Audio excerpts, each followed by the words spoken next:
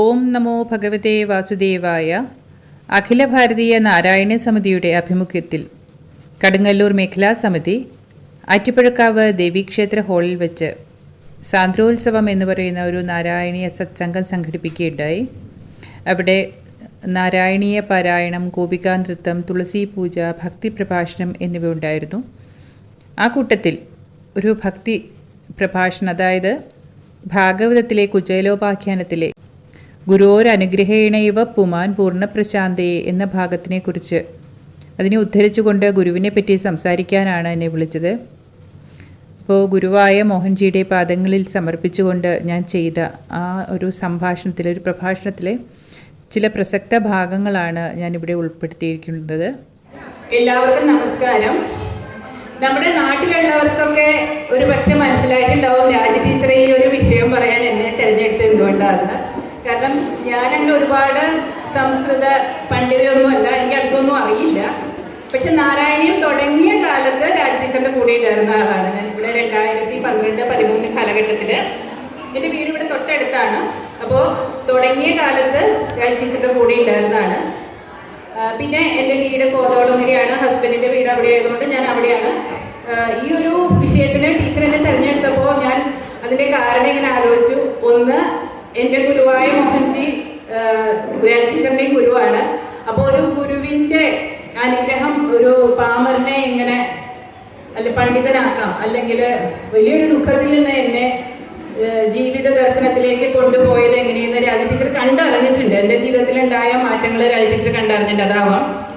പിന്നെ ഒന്ന്, നമ്മളിരിക്കുന്ന ഈ ഒരു ഹോള് എന്നെ ഈ ഒരു ജീവിതത്തിലേക്ക് നയിച്ച എൻ്റെ മകൻ്റെ പേരിലുള്ളതാണ് എന്നുള്ളതായിരിക്കാം. നഷ്ടപ്പെട്ടു പോയ മകൻ വിവേക് എൻ്റെ മകനായിരുന്നു. അപ്പോൾ അങ്ങനെ പെട്ടെന്ന് ഒരു ആഘാതം എനിക്കുണ്ടായി. അതെങ്ങനെ അതിൽ നിന്ന് കരകയറും എന്ന് ചിന്തിച്ച് ജീവിതം എങ്ങനെ മുമ്പോട്ട് കൊണ്ടുപോകണം. കാരണം ഒരു പ്രതിസന്ധി പെട്ടെന്ന് വന്നപ്പോൾ ഞാൻ അങ്ങനെ അന്തിച്ച് നിന്ന് തന്നെ കര പിടിച്ച് കയറ്റിക്കൊണ്ടു പോകുന്നത് ഗുരുവാണ്. എൻ്റെ ഗുരുവിൻ്റെ പേര് മോഹൻജി എന്നാണ്. അപ്പോൾ അദ്ദേഹം പറഞ്ഞു തന്ന അറിവുകളും അദ്ദേഹം കാട്ടിത്തന്ന അത്ഭുതങ്ങളും അതാണ് എന്നെ ഇന്ന് നിങ്ങളോട് സംസാരിക്കാൻ ഇവിടെ നിർത്തിയിരിക്കുന്നത്. അതുകൊണ്ട് ആ ഗുരുവിൻ്റെ പാദങ്ങളിൽ എല്ലാം സമർപ്പിച്ചുകൊണ്ട് ഞാൻ ഇവിടെ പോരുന്നതിന് മുമ്പ് മോഹൻജിയോട് പറഞ്ഞു, മോഹൻജി ഞാൻ ഒന്നും പ്രിപ്പയർ ചെയ്തിട്ടില്ല, എന്നിലൂടെ സംസാരിക്കണം എന്ന് പറഞ്ഞു. മോഹൻജി പറഞ്ഞു, ധൈര്യമായിട്ടിരുന്നോളൂ, നീ പ്രിപ്പയർ ചെയ്യണ്ട, ഞാൻ നിന്നിലൂടെ സംസാരിച്ചോളാം എന്ന് പറഞ്ഞു. അങ്ങനെ ഗുരുവിനെ സമർപ്പിച്ചിട്ടാണ് ഞാനിന്ന് വന്നിരിക്കുന്നത്. അപ്പോൾ ഈ ഒരു ഭാഗം ഗുരോരനുഗ്രഹേണൈവ പുമാൻ പൂർണ്ണപ്രശാന്തയെ എന്ന് പറയുന്നത് ഭാഗവതത്തിലെ കുചേലോ വ്യാഖ്യാനത്തിലുള്ളതാണ്. അതായത് ഭഗവാനെ കാണാനായിട്ട് കുചേലൻ വരികയാണ്. അപ്പോ ദ്വാരകാധിപതിയായിട്ട് സർവ്വ ഐശ്വര്യത്തോടുകൂടി പ്രതാപവാനായിട്ട് നിൽക്കുന്ന ആ ഭഗവാനെ കാണാനായിട്ട് ഒരു മുഷിഞ്ഞു നാറിയ വേഷവുമായിട്ട് ഒരു ദരിദ്രം കടന്നു വരികയാണ്. ഇപ്പോഴല്ലേ നമുക്കത് കുചേലനാണ്, കുചേലൻ സതീർത്ഥ്യനാണ് എന്നൊക്കെ പറയുന്നത്. ഇപ്പൊ നമുക്കറിയാം, പഴയ സതീർത്ഥ്യര് തീരെ പാവപ്പെട്ടവരാണെങ്കിൽ വലിയ നിലകളിൽ ഇരിക്കുന്നവരെ കണ്ടാൽ നടിക്കുക പോലുമില്ല, കണ്ട ഭാവം നടിക്കുക പോലുമില്ല. പക്ഷെ അങ്ങനെയുള്ള ആ സ്ഥാനത്ത് ഭഗവാൻ ഓടിച്ചെന്ന് കുചേലനെ കെട്ടിപ്പിടിച്ച് കൊണ്ടുപോയി അവിടെ ഇരുത്തി കാലെല്ലാം കഴിച്ച്, സ്വന്തം ഭാര്യയെ കൊണ്ട് കാലൊക്കെ കഴിച്ചു, ലക്ഷ്മി ദേവിയെ കൊണ്ട് കാലൊക്കെ കഴിച്ചിരുത്തിയപ്പോൾ അവർ പഴയ കാര്യങ്ങൾ പറഞ്ഞ് സന്ദീപനി മഹർഷിയുടെ ആശ്രമത്തിൽ തങ്ങൾ എങ്ങനെയാണ് സമയം ചെലവഴിച്ചത്. അപ്പോൾ ആ കൂട്ടത്തിൽ അവരൊരു അനുഭവം പറയുകയാണ്. നമ്മൾ പണ്ട് കാട്ടില് വിറകൊടിക്കാൻ പോയപ്പോൾ വലിയ പെരുമഴ വന്ന്, അതായത് ഗുരുപത്നി പറഞ്ഞു പോയി വിറകൊടിക്കാൻ, പിന്നെ അതിന് തിരിച്ച് ചോദ്യമൊന്നുമില്ല, അവർ രണ്ടുപേരും കൂടെ പോയി. കാടാണ്, അതൊന്നും പ്രശ്നമല്ല. ആ പെരുമഴയത്ത് അവർ 2 കുട്ടികൾ അവിടെ പെട്ടുപോയി. അപ്പോൾ കുറച്ച് കഴിഞ്ഞ് ഇവര് അവിടെ ഇരുന്നു, അവർക്ക് ഭയമൊന്നുമില്ല, ഭഗവാനല്ലേ കൂടെ ഉള്ളത്. അപ്പോൾ അങ്ങനെ ഇരുന്ന് പിറ്റേ ദിവസം രാവിലെ ആയപ്പോഴേക്കും ഗുരു വിഷമിച്ച് അന്വേഷിച്ചു വരികയാണ് അവര്. അപ്പോൾ അങ്ങനെ എന്നിട്ട് ഗുരു പറയുകയാണ്, നിങ്ങൾ ഇങ്ങനെ എനിക്ക് വേണ്ടിയിട്ട് എൻ്റെ ഭാര്യ പറഞ്ഞിട്ട് പോയി, ഇത്രയും വലിയ കാട്ടിൽ നിങ്ങൾ ചെറിയ കുട്ടികൾ, മൃഗങ്ങളും ക്രൂരമൃഗങ്ങളും ഒക്കെ ഉള്ള ഒരു സ്ഥലത്ത് നിങ്ങൾ ഇരുന്നല്ലോ, നിങ്ങൾക്ക് എപ്പോഴും വലിയ അനുഗ്രഹം ഉണ്ടാവും. അപ്പോൾ പറയുന്ന ഒരു വാചകമാണ് ഗുരുവിൻ്റെ അനുഗ്രഹം. അതൊന്നു മാത്രം മതി ഒരാൾക്ക് ഈ ജീവിതത്തിലെ ഭൗതിക സുഖവും അതിനപ്പുറം ആധ്യാത്മിക സമ്പത്തും നേടാൻ. ഗുരുവിൻ്റെ അനുഗ്രഹം മാത്രം മതി എന്ന് പറയുന്ന ആ ഒരു ഭാഗമാണ്. ഇത് പറയുന്നത് ആരാണ്? പിന്നീട് ഭഗവത്ഗീത അർജുനന് പറഞ്ഞു കൊടുത്ത ലോകഗുരുവാണ് പറയുന്നത്. അപ്പോൾ ആ ഭഗവാൻ ഒരു ഗുരുവിന്റെ ഗുരുവിന്റെ ഒരു ആവശ്യം ഉണ്ടായിരുന്നോ? എല്ലാം തികഞ്ഞ പൂർണ്ണ അവതാരമായിട്ട് വന്ന ഭഗവാൻ ചെറുപ്പം മുതലേ അത്ഭുതങ്ങൾ കാട്ടിയിട്ടാണ് ഭഗവാൻ പോയത്.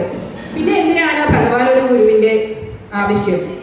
അത് ലോകത്തിന് കാട്ടിക്കൊടുക്കാൻ വേണ്ടിയിട്ടാണ് ശ്രീരാമനും ശ്രീകൃഷ്ണനും എല്ലാം ഒരു ഗുരുവിന്റെ അടുത്ത് പോയി വിദ്യ അഭ്യസിച്ചത്. അതെന്തുകൊണ്ടാണ്? ഗുരുവിന്റെ ഒരു എന്താ പറയാ, നമ്മളിപ്പോ ഒരു അറിയില്ലാത്തൊരു സ്ഥലത്തേക്ക് പോയാൽ നമ്മൾ GPS വെച്ച് ഇപ്പൊ പോകും. അത് സാധാരണ ഈ ഭൗതിക തലത്തിലുള്ള കാര്യത്തിന് പോലും നമുക്കൊരു വഴികാട്ടി ആവശ്യമാണ്.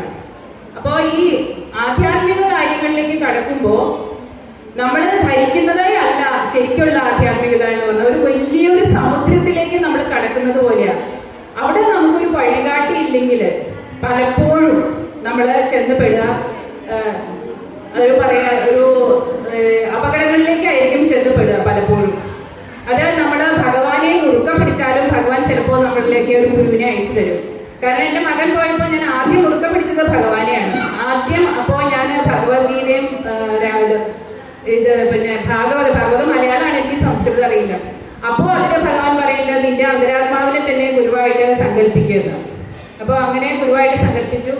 അപ്പോൾ ഈ ഒരു സംഭവം നടക്കുന്നതിന് മുമ്പ് തന്നെ കുറച്ച് ധ്യാനമൊക്കെ ഞാൻ ചെയ്യണ്ടായിരുന്നു. അങ്ങനത്തെ ഒരു സാഹചര്യത്തിലേക്ക് ഞാൻ ദുബായിലാണെങ്കിലും എത്തിപ്പെട്ടു. അപ്പോൾ അങ്ങനെ ധ്യാനിക്കുമ്പോൾ നമ്മൾക്ക് ഓരോരോ സങ്കല്പങ്ങളുണ്ട്.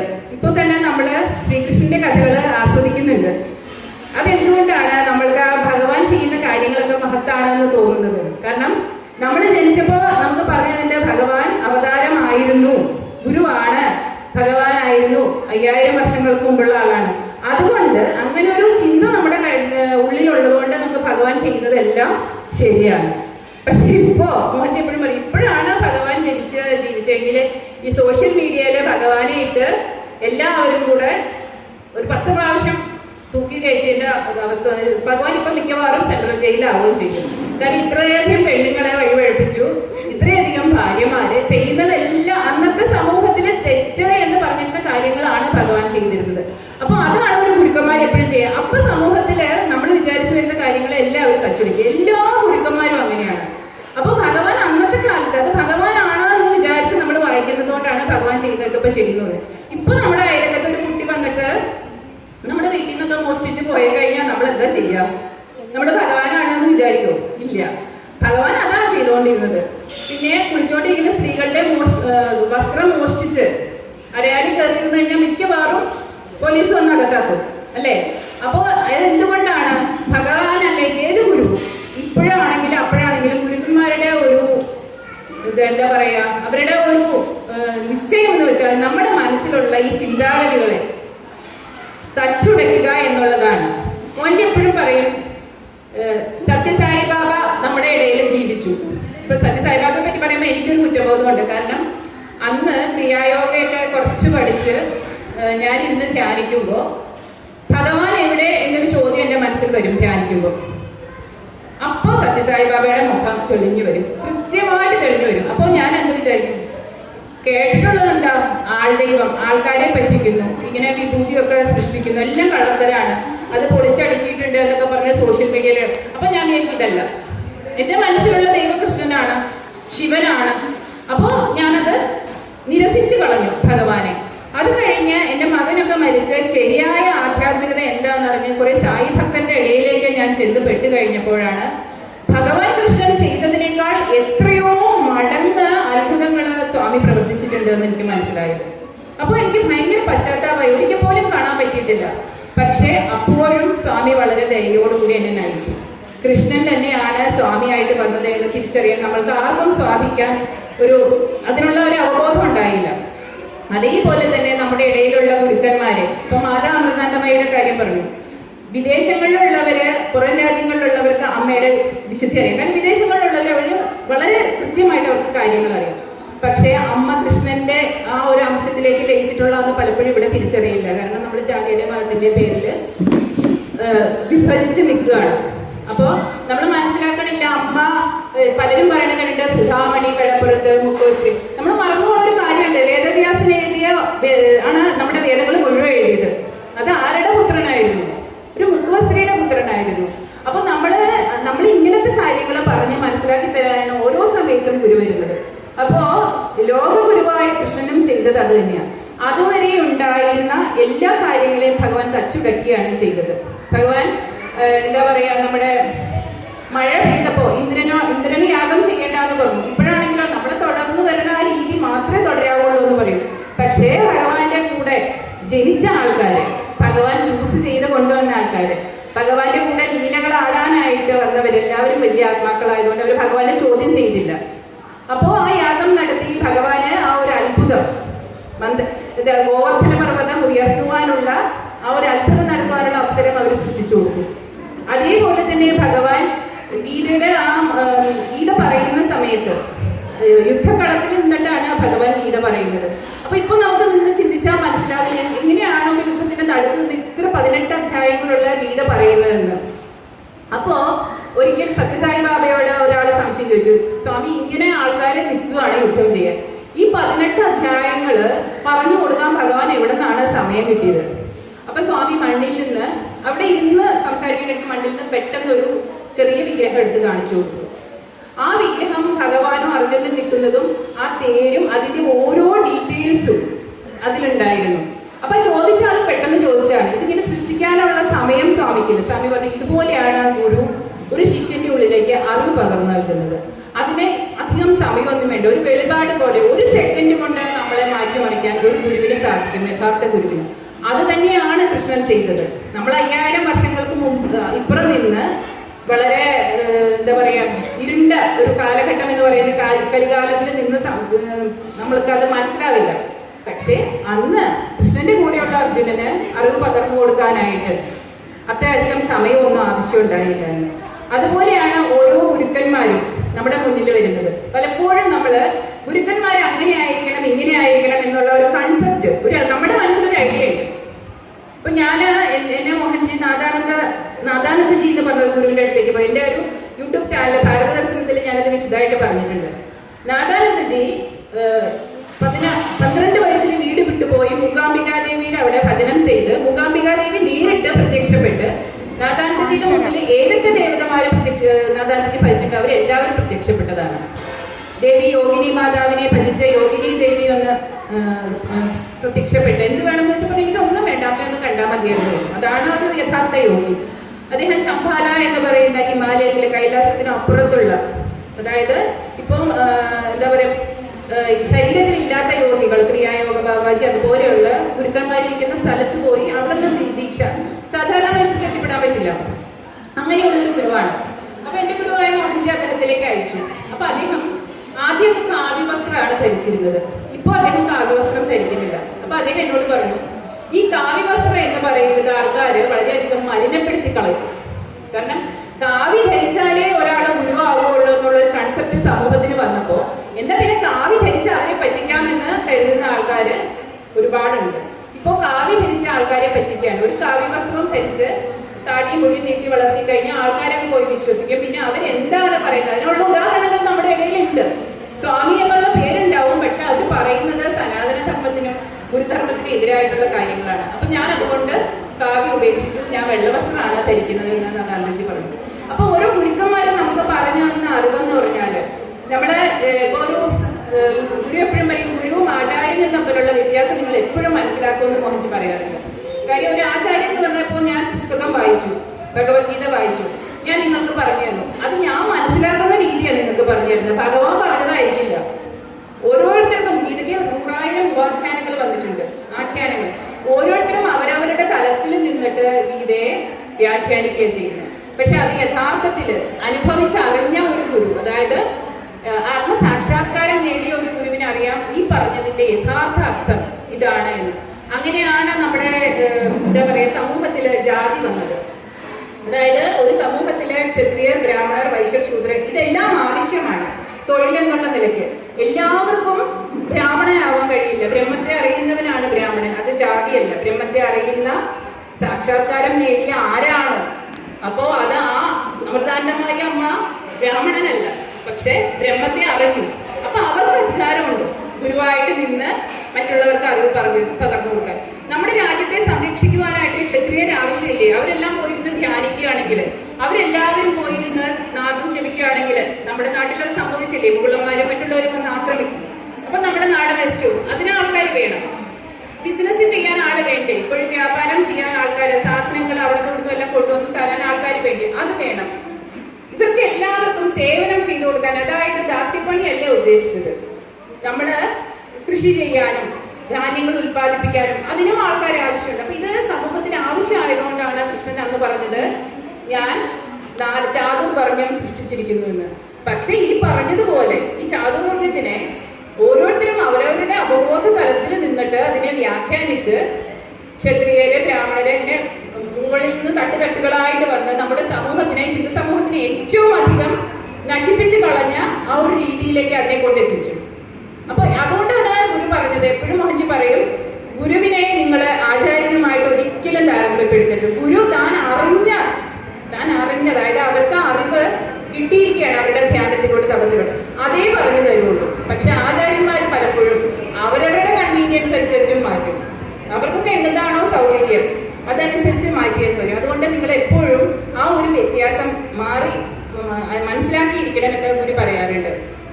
പിന്നെ ഇതില് ഗീതയെ പറ്റി തന്നെ പറയുകയാണെങ്കിൽ, ഗീതയെ ഇത്രയും കാലത്തിന്റെ ഇടയ്ക്ക് അതിന്റെ മൂല്യശോഷണം വന്നതും ഈ ഒരു വ്യാഖ്യാനങ്ങൾ പലര് ചെയ്തത് കൊണ്ട് തന്നെയാണ്.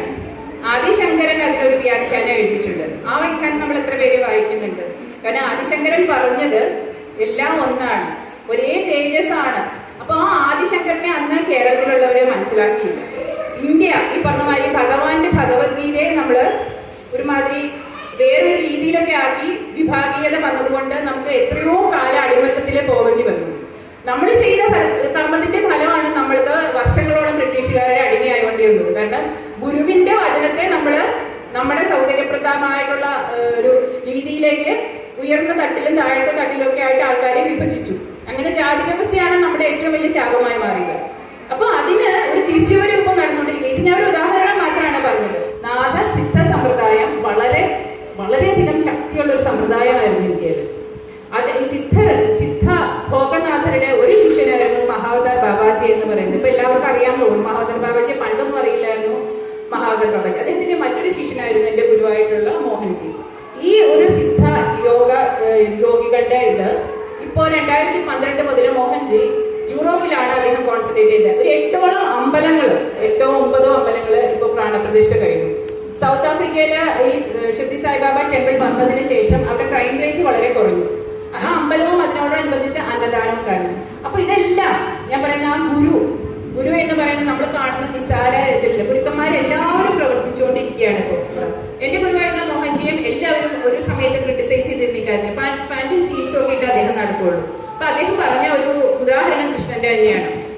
അദ്ദേഹം പറഞ്ഞു, കൃഷ്ണൻ ഒരിക്കൽ പോയിരുന്നിട്ട് ഇങ്ങനെ ഒരുങ്ങുകയാണ്. അപ്പൊ എനിക്ക് ദുര്യോധനെ കാണാൻ പോകണം എന്ന് തോന്നുന്നു. അപ്പൊ 1 മണിക്കൂറായി 2 മണിക്കൂറായി ഒരുങ്ങിക്കൊണ്ടിരിക്കുക. കൃഷ്ണൻ അങ്ങനെ വേഷഭൂഷാദികളിലൊന്നും വലിയ ശ്രദ്ധിക്കുന്ന ആളല്ല. അപ്പോ അദ്ദേഹത്തിന്റെ സാരഥി എന്നിട്ട് ചോദിച്ചു, എന്താണ് കൃഷ്ണൻ ഇങ്ങനെ അങ്ങ് ഒരുങ്ങുന്നത്? എനിക്ക് നന്നായിട്ട് ഒരുങ്ങി പോണം ദുര്യോധനെ കാണാനോ. അപ്പൊ എന്താണ് സാധാരണ അങ്ങനെ ഇങ്ങനെ ഒരുങ്ങാറില്ല. അപ്പൊ ദുര്യോധനന് എന്റെ വസ്ത്രം മാത്രമേ കാണാൻ പറ്റുള്ളൂ. നന്നായിട്ട് ഒരുങ്ങി ചെന്നാലേ എന്നെ ഒന്ന് മൈൻഡെങ്കിലും ചെയ്യുള്ളൂ. കാരണം ദുര്യോധനൻ എന്റെ വസ്ത്രത്തിനുള്ളിലുള്ള എന്നെ കാണാൻ പറ്റില്ല. ഇതിന്റെ ഉള്ളിലുള്ള ആ പരമാത്മാവായ എന്നെ ഒരിക്കലും ദുര്യോധനെ കാണാൻ സാധിക്കില്ല. അവന്റെ കണ്ണ് മൂടി കെട്ടിയിരിക്കുകയാണ്. അപ്പൊ ഞാൻ നന്നായിട്ട് ഒരുങ്ങിയിട്ടെങ്കിലും ചെല്ലട്ടെ, അവന്റെ വസ്ത്രമെങ്കിലും ഒന്ന് കണ്ടോട്ടെ എന്ന് പറയും. എന്ന് പറഞ്ഞ പോലെ നമ്മള് ഒരു ഗുരുവിനെ ആ വസ്ത്രം കണ്ടിട്ട് ഇങ്ങനെയൊക്കെ ഇന്നാലേ ഗുരു ആവുള്ളൂ എന്ന് ധരിക്കുമ്പോൾ നമ്മൾ ആ ഗുരുവിനെ നഷ്ടപ്പെടുത്തുകയാണ്. നമുക്ക് ആ ഒരു ബസ് മിസ് ചെയ്യുക ചെയ്യുന്നത്. അങ്ങനെ പലപ്പോഴും നമ്മള് ഗുരുക്കന്മാരുടെ ഒരുപാട് ബസ്സുകൾ മിസ് ചെയ്ത് ഇപ്പോഴും മിസ് ചെയ്തുകൊണ്ടിരിക്കുന്നുണ്ട്. ഇപ്പൊ നമ്മുടെ കൂടെ ജീവിച്ചിരിക്കുന്ന ഗുരുക്കന്മാരെ നമ്മൾ തിരിച്ചറിയുന്നേയില്ല. ഒരു വസുദേവ സ്വാമിയെ കുറിച്ച് ഞാൻ ലാസ്റ്റ് വീഡിയോ ചെയ്തിട്ടുണ്ടായിരുന്നു. ഈ ചാലാണ് അദ്ദേഹം വിചാരിച്ചു കഴിഞ്ഞാൽ ആ ശക്തി അവിടെ എത്തും. അദ്ദേഹം ഗണേഷ്പുരിയിലാണ് താമസിച്ചിരുന്നത്. ഗണേഷ്പുരി എന്ന് പറയുന്നത് നമ്മുടെ ഇവിടെ നിന്ന് പോയ, അതായത് നമ്മുടെ കേരളീയർ തിരിച്ചറിയാതെ ഇവിടെ നിന്ന് പോയ ഭഗവാൻ നിത്യാനന്ദയുടെ ആശ്രമമാണ്. അദ്ദേഹവും കണ്ണൂർ ജനിച്ച ഒരു സ്വാമിയായിരുന്നു കഴിഞ്ഞ നൂറ്റാണ്ടിൽ. അദ്ദേഹത്തെ കേരളീയർ തിരിച്ചറിയില്ല. കേരളീയർക്ക് പ്രത്യേകിച്ച് തിരിച്ചറിയാനുള്ള കഴിവുകളില്ല ഗുരുക്കന്മാരെ. നോർത്ത് ഇന്ത്യയിലും ഈവൻ തമിഴ്നാട്ടിൽ പോലും ഗുരുക്കന്മാരെ തിരിച്ചറിയും. നമ്മുടെ കേരളത്തിലുള്ളവർക്ക് അത് എപ്പോഴോ നഷ്ടപ്പെട്ടു പോയിരിക്കുകയാണ്. അപ്പൊ അദ്ദേഹം ഇവിടെ നിന്ന് പോയി ഗണേഷ്പുരിയിൽ പോയി ആശ്രമം സ്ഥാപിച്ചു. അദ്ദേഹത്തിന്റെ ആശ്രമത്തിന്റെ അടുത്ത് അദ്ദേഹത്തിന്റെ ശിഷ്യൻ വസുദേവ സ്വാമിയുള്ള അദ്ദേഹം. അപ്പൊ അദ്ദേഹം ഒരു മൂർത്തിയെ അദ്ദേഹം സ്മരിച്ച ആ മൂർത്തി അവിടെ വരും. ആ ചെറിയ അമ്പലത്തിൽ വന്നിട്ട് ഒരു അടയാളം ആ ചുമരില് അദ്ദേഹം ഉണ്ടാക്കിയിട്ടാണ് പോയിക്കൊണ്ടിരുന്നത്. കൃഷ്ണൻ വരുവാണെങ്കിൽ കൃഷ്ണന്റെ അടയാളം അവിടെ ഉണ്ട്. അപ്പൊ ഈ മോഹൻജി മോഹൻജിയുടെ ശിഷ്യന്മാരൊക്കെ അവിടെ പോയി അത് ധാരാളം കണ്ടിട്ടുണ്ട് ആ അടയാളങ്ങൾ. അപ്പൊ അദ്ദേഹം കണ്ടു കഴിഞ്ഞാൽ ഒരു പെൻസിൽ ഇങ്ങനെ ഒരു കൂനുണ്ട്, വസ്ത്രം കീറി പറഞ്ഞ വസ്ത്രമേ ധരിക്കുള്ളൂ, നല്ല വസ്ത്രമൊക്കെ ഇവിടെ ഇരിക്കുള്ളൂ, അലമാരിൽ ഇരിക്കുള്ളൂ. അദ്ദേഹത്തിന് ഇത് മതി. അദ്ദേഹത്തെ കല്ലെറിഞ്ഞു അടുത്തുള്ള ആൾക്കാര്. അദ്ദേഹം ഇവിടെ വന്ന് താമസിക്കുന്ന ഇഷ്ടമില്ലാത്തതുകൊണ്ട്. അപ്പൊ അദ്ദേഹം പറഞ്ഞു, എനിക്കെന്താ ആ എറിഞ്ഞവര് ഇനി ജന്മജന്മാന്തരങ്ങളോളം കഷ്ടപ്പെടണം ഒരു സദ്ഗുരുവിനെ അറിയാം. അതുകൊണ്ട് നമ്മൾ സദ്ഗുരുവിനെ വന്ദിച്ചില്ലെങ്കിലും നിന്ദിക്കരുത്. എപ്പോഴും നമ്മളെ സോഷ്യൽ മീഡിയകളിൽ അവിടെ ഇവിടെയൊക്കെ നോക്കിക്കഴിഞ്ഞാൽ സദ്ഗുരുക്കന്മാരെ നിന്ദിക്കേണ്ടത് വലിയൊരു ഗുരുപരമ്പരയാണ്. അതായത് അവർ പരമാത്മാവിൽ ലയിച്ചിട്ട് ഈ മനുഷ്യ ലോകത്ത് വന്ന് നമ്മളെ ഒന്ന് ഉയർത്തിക്കൊണ്ട് പോകാനായിട്ട് നമ്മൾ അനുഭവിക്കുന്ന ഈ കഷ്ടപ്പാടുകളെയൊക്കെ കൂടുതൽ പീഡ അവർ സഹിക്കുന്നുണ്ട്. അങ്ങനെ വരുന്ന ഗുരുക്കന്മാരെ നമ്മൾ വന്ദിച്ചില്ലെങ്കിൽ ഒരിക്കലും നിന്ദിക്കരുത്. കാരണം നിന്ദിച്ചു കഴിഞ്ഞാൽ പിന്നെ നമുക്ക് ഒരുപാട് ജന്മങ്ങൾ ഈ ഭൂമിയുടെ താഴത്തെ തട്ടിൽ ഇപ്പൊ പറയുന്നുണ്ട് 2012 ഷിഫ്റ്റിന് ശേഷം ഭൂമിക്ക് താഴെ കുറച്ചും കൂടെ ഡെൻസ് ആയിട്ടുള്ള ഒരു ലോകമൊക്കെ തന്നെ സൃഷ്ടിക്കപ്പെട്ടിട്ടുണ്ട്. അപ്പൊ ഇപ്പോൾ ഇവിടെ കിടന്ന് നമ്മൾ ഈ കാണുന്ന സർവൈശ്വര്യങ്ങളോടുകൂടെ മതിക്കുന്നവർക്ക് ചിലപ്പോൾ അവിടെ ആയിരിക്കും അടുത്ത സ്ഥാനം. ഇവിടെ കിടന്ന് കഷ്ടപ്പെടുന്നവരെ നമ്മൾ അത്ര നിസ്സാരമായി കാണാൻ ചിലപ്പോൾ മുകളിലുള്ള ലോകത്തേക്കായിരിക്കും അവർ പോകുന്നത്. അപ്പോൾ അതുകൊണ്ട് ഗുരുക്കന്മാരെ ഒരിക്കലും നമ്മൾ നിന്ദിക്കാൻ പാടില്ല. കാരണം ഗുരുവിന്റെ അനുഗ്രഹം ഉണ്ടെങ്കിൽ നമുക്ക് എന്ത് കിട്ടാനും പ്രയാസമില്ല. ഗുരുവിന്റെ അനുഗ്രഹം ഉണ്ടെങ്കിൽ നമുക്ക് ഈ ഭൗതികവും ആധ്യാത്മികവും അതിനപ്പുറവും മോക്ഷവും കിട്ടാൻ ഏറ്റവും വേണ്ടത് ഗുരുവിന്റെ അനുഗ്രഹമാണ്. കാരണം അത് എൻ്റെ ജീവിതത്തിൽ ഉണ്ടാക്കിയിട്ടുള്ള മാറ്റങ്ങൾ രാജ ടീച്ചർക്ക് അറിയാം. ഞാൻ പലപ്പോഴും രാജ ടീച്ചറിനോട് ഷെയർ ചെയ്യും. കാരണം വളരെ ഡിപ്രസ്ഡ് ആയി പോയ എന്നെ ഗുരു കൈ പിടിച്ചുയർത്തി. അത് ആ സമയത്ത് എനിക്ക് കയറി പോരാൻ, ആ ദുഃഖത്തിൽ നിന്ന് കരകയറാനുള്ള മാർഗമാണ് ഗുരു കാണിച്ചു തരുന്നത്. അതിന്റെ ഭാഗമായിട്ടാണ് ഗുരുവിന്റെ ആദ്യത്തെ കൈലാസയാത്രയുടെ സമയത്താണ് ഈ ഒരു ഹോളിനുള്ള ഒരു തീരുമാനം ഉണ്ടായത്, നമ്മൾക്ക് ഈ ഒരു ഹോള് പണിയണമെന്ന്. അത് കഴിഞ്ഞ് ഇങ്ങോട്ടേക്ക് ഗുരു പതുക്കെ എന്നെ കൈ പിടിച്ച് നടത്തി. ഈ ഒരു ചാനൽ ഭാരത ദർശനം ചാനൽ തന്നെ ഗുരുക്കന്മാരെ പറ്റിയുള്ള ചാനലാണ്. അപ്പോൾ ഗുരു എന്നെ പല വേറെ ദിവ്യാത്മാക്കളുടെ ലാസ്റ്റ് ടൈം ഞാൻ പറയേണ്ട ദേവിയമ്മ എന്ന് പറയുന്ന ഒരു യോഗിനിയുടെ അടുത്തേക്ക് എന്നെ വിട്ടിട്ടുണ്ടായിരുന്നു കഴിഞ്ഞ പ്രാവശ്യം ബാംഗ്ലൂരിൽ പോയപ്പോൾ. അപ്പോൾ ദേവിയമ്മയെ പറ്റിയൊന്നും ലോകത്ത് ആർക്കും അറിയില്ല. അവർ 15 വയസ്സിലെ അഗസ്ത്യര് നേരിട്ട് പ്രത്യക്ഷപ്പെട്ടു. അഗസ്ത്യരും അഗസ്ത്യരുടെ പത്നിയായ ലോപാമുദ്ര ദേവിയുമാണ് ആ ദേവിയമ്മയെ നയിക്കുന്നത്. അവർ ആ 15 വയസ്സിന് ശേഷം അവർ ആ ഫ്ലാറ്റിൽ നിന്ന് പുറത്തിറങ്ങിയിട്ടേ ഇല്ല. അവിടെ ഇരുന്ന് തപസ് ചെയ്യുകയാണ് അമ്മ. അപ്പൊ അമ്മയുടെ അടുത്ത് ചെന്നിരിക്കുമ്പോൾ നമുക്കറിയാം അവരാരാണെന്ന്. കാരണം നമുക്ക് ചിന്തകളൊന്നുമില്ല, നമ്മളിങ്ങനെ മനസ്സ് ശാന്തമാവുക. അങ്ങനെയുള്ള വലിയ ഗുരുക്കന്മാരുടെ അടുത്തേക്ക് മോഹൻജിയാണ് എന്നെ അയച്ചത്. എനിക്ക് ഇവരെ ഒന്നും അറിയില്ല, ഇവരുടെ അടുത്ത് പോകാനുള്ള അർഹത എനിക്കുണ്ടായിരുന്നില്ല. പക്ഷെ മോഹൻജി അയക്കുകയാണ്, ഇവരെ പറ്റിയുള്ള വീഡിയോകൾ ചെയ്യുന്നില്ല, അർഹതയുള്ളവരിലേക്ക് അവരെത്തട്ടെ, അർഹതയുള്ളവരെ അത് കാണുള്ളൂ, മനസ്സിലാക്കുള്ളൂ. അപ്പോൾ ആ ദേവിയമ്മയുടെ ആ ഒരു ബുക്കിനെ പറ്റിയാണ് കഴിഞ്ഞ പ്രാവശ്യം എഴുതിയിരുന്നത്. അഗസ്ത്യമുനിയുടെ കുറേ രഹസ്യങ്ങൾ അടങ്ങിയ ഒരു ബുക്ക് അമ്മ പബ്ലിഷ് ചെയ്തിട്ടുണ്ട്. അപ്പോൾ അങ്ങനെ ഒരു ഗുരുവിന്റെ അടുത്ത് എത്തിക്കഴിഞ്ഞാൽ പിന്നെ നമ്മൾ തിരിഞ്ഞു നോക്കണം. എനിക്ക് ഗുരുവിനെ എന്താ പറയുക അനുസരിക്കേണ്ട ഒരു ആവശ്യം മാത്രമേ ഉള്ളൂ. അപ്പം ഗുരു പറഞ്ഞത് ഈ ഒരു വാട്സാപ്പ് ഗ്രൂപ്പ് ഉണ്ടാക്കുക, യൂട്യൂബ് വരുന്ന ലേഡീസിനെ കൂട്ടി. അപ്പോൾ 350 ലേഡീസ് എന്നെ അറിയാത്ത ഈ വാട്സാപ്പ് വഴി വരുന്നവരുണ്ട്. അപ്പൊ അവർക്കുണ്ടാകുന്ന മാറ്റങ്ങൾ, ഒരുപാട് ദുഃഖങ്ങൾ അനുഭവിക്കുന്ന സ്ത്രീകളാണ് ആ ഗ്രൂപ്പിൽ വന്ന് ചേരുന്നത്. അപ്പൊ അവർക്കൊക്കെ ഗുരു കൊടുക്കുന്ന ഒരു അനുഭവം എന്ന് വെച്ചാൽ, ഞാൻ നിങ്ങളുടെ കൂടെയുണ്ട്, നിങ്ങളുടെ കർമ്മഫലം കുറേയൊക്കെ നിങ്ങൾ അനുഭവിച്ചേ പറ്റൂ. കാരണം നിങ്ങൾ ചെയ്ത കർമ്മഫലമാണ് ഇന്ന് അനുഭവിക്കുന്നത്. അത് വീണ്ടും വീണ്ടും ഗുരു പറയും, വേറെ ആരും ചെയ്യുന്നതല്ല. നമ്മുടെ പ്രീവിയസ് ബർത്തിൽ നമ്മൾ ചെയ്ത കർമ്മങ്ങളാണ് നമ്മുടെ ദുഃഖങ്ങൾക്ക് കാരണം. അപ്പോൾ അതിനെ നമുക്ക് എങ്ങനെ അതിജീവിക്കാം? സത്കർമ്മങ്ങൾ ചെയ്യാൻ. മോശം കർമ്മങ്ങൾ ചെയ്യുമ്പോൾ ദുഃഖം വരുമെങ്കിൽ സത്കർമ്മങ്ങൾ ചെയ്താൽ സമാധാനമായിട്ട് ജീവിക്കാമല്ലോ. സത്കർമ്മങ്ങൾ ചെയ്യാം, അതാണ് ഗുരു പഠിപ്പിക്കുന്ന കാര്യം. അതിങ്ങനെ ഗുരുക്കന്മാര്, അതായത് ആത്മജ്ഞാനം കിട്ടിയ ഗുരുക്കന്മാര് അനുഭവങ്ങളിലൂടെ, ഇതുപോലെ ഒരുപാട് അനുഭവങ്ങളുണ്ട്. കുറേയൊക്കെ ഞാൻ ഇടയ്ക്ക് രാജ ടീച്ചറിനെ കാണുമ്പോൾ പറയും, ഇങ്ങനെ ഒരുപാട് അനുഭവങ്ങളിലൂടെ സദ്ഗുരു നമ്മുടെ കൂടെ നടക്കുകയാണ്. കാരണം സദ്ഗുരുവിന്റെ ലക്ഷ്യം എന്ന് പറയുന്നത് നമ്മളെ മോക്ഷത്തിലേക്ക് എത്തിക്കുകയാണ്. അല്ലാതെ നമ്മൾ എന്താ പറയുക, എല്ലാ കാലവും ഭൂമി എന്ന് പറയുന്ന തലത്തിൽ സുഖമായിട്ട് മക്കളും ഒക്കെ ആയിട്ട് ജീവിക്കാനല്ല സദ്ഗുരുക്കന്മാരെ വരുന്നത്. അങ്ങനെ ജീവിപ്പിക്കാനല്ല. അവർ പറയും, നിങ്ങളെ ഞങ്ങൾ പരീക്ഷിക്കും, ആ പരീക്ഷണത്തിൽ നിങ്ങൾ എന്നെ പിടിച്ച് നിൽക്കുകയാണെങ്കിൽ നിങ്ങളെ മോക്ഷത്തിലെത്തിക്കും. ഒരുപാട് പേര് വിട്ടുപോകും. കാരണം ഈ പറയുന്ന കാര്യങ്ങൾ, മക്കൾക്ക് ജോലി, മക്കളുടെ കല്യാണം, പിന്നെ മക്കളുടെ കല്യാണം, ഇതൊക്കെ വിചാരിച്ച് വരുന്നവർ നിൽക്കില്ല. കാരണം അതൊന്നും ഗുരു കൊടുത്തെന്നിരിക്കില്ല. ഗുരു നമുക്ക് എന്താണോ വേണ്ടത് അത് തരിക, നമുക്ക് വേണ്ടതല്ല തരിക. നമുക്ക് മോക്ഷത്തിലേക്ക് നയിക്കാൻ എന്താണോ വേണ്ടത് അതേ ഗുരു തരുള്ളൂ. അപ്പോൾ അതാണ് ഗുരുക്കന്മാരുടെ പ്രാധാന്യം. അതുകൊണ്ട് നമുക്ക് ഗുരുവിനെ തിരിച്ചറിയാതെ പോലും, ഞാൻ അത്രേ പറയുള്ളൂ. നമ്മൾ വേഷം കണ്ടിട്ടോ അല്ലെങ്കിൽ വേഷഭൂഷാദികളിലൊന്നും ശ്രമിച്ച് ഒരു ശരിയായ സദ്ഗുരുവിനെ, ഭാരതം എന്ന് പറഞ്ഞാൽ ഏറ്റവും വലിയ കാര്യം, സദ്ഗുരുക്കന്മാരെ ഒരിക്കലും നമ്മൾ അപമാനിച്ചിട്ടില്ലായിരുന്നു. പക്ഷെ ഈ അടുത്ത കാലത്തൊക്കെ ആയിട്ട് അത് നടക്കുന്നുണ്ട്, സോഷ്യൽ മീഡിയയുടെ ഒക്കെ ഇൻഫ്ലുവൻസ് കൊണ്ട്. അപ്പോൾ ഒരിക്കലും അതിൽ നമ്മൾ ചെന്ന് പെടരുത്. കാരണം ഗുരുവിന്റെ അനുഗ്രഹം ഉണ്ടെങ്കിലും എന്ത് നമുക്ക് സാധ്യമാണ് എന്നുള്ളതാണ്. അപ്പോൾ ഇത്രയും പറയുകയാണ്. ഇത് പറഞ്ഞത് ഞാൻ പറയുകയാണ്, ഞാൻ മോഹൻജിയോട് പറഞ്ഞു, മോഹൻജി സംസാരിക്കണത്. മോഹൻജി എപ്പോഴും പറയുന്ന കാര്യമാണ്, നിങ്ങൾ ഗുരുക്കന്മാരെ അപമാനിക്കരുത് ഒരിക്കലും. നിങ്ങൾ അഗാധ ഗർത്തത്തിലേക്കായിരിക്കും നിങ്ങൾ പോവുക. കാരണം ഒരു ഗുരു സഹിക്കുന്ന, അല്ലെങ്കിൽ ഗുരുവിന്റെ കാലിൽ പോയി തുടരുന്ന പലപ്പോഴും പറയും, കാലിൽ തുടരുന്നു. കാരണം നമ്മൾ ഗുരുവിന്റെ കാലിൽ തൊടുമ്പോൾ ഒരു പകുതി അങ്ങ് വലിച്ചെടുക്കുകയാണ് നമ്മുടെ പ്രാരാബ്ദം. എന്നിട്ട് ഗുരുക്കന്മാരെ സഹിക്കുകയാണ്. ഇപ്പൊ മോചിനെ തന്നെ കാലിൽ നീര് വന്ന് വീർത്തായിരിക്കാം മിക്കവാറും. അപ്പോൾ കൂടെ ഉള്ളവർ പറയും തൊടലേ തൊടലേന്ന് പറയും. അത് എന്തുകൊണ്ടാന്ന് വെച്ചാൽ നമ്മൾ പോയി തൊടുമ്പോൾ നമ്മുടെ പ്രാരബ്ധ കർമ്മങ്ങൾ അവർ കുറച്ച് എടുക്കുകയാണ്.